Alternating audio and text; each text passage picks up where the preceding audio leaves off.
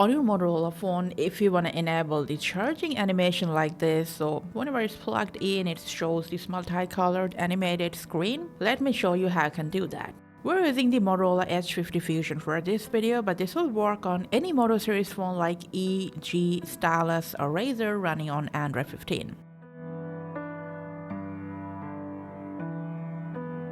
To turn on this animation, let's go ahead and open up Settings, to Display, and then scroll down, enter the screensaver.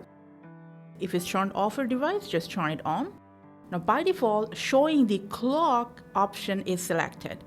So all you gotta do is just switch it to the color sections so the animation is turned on instead of that.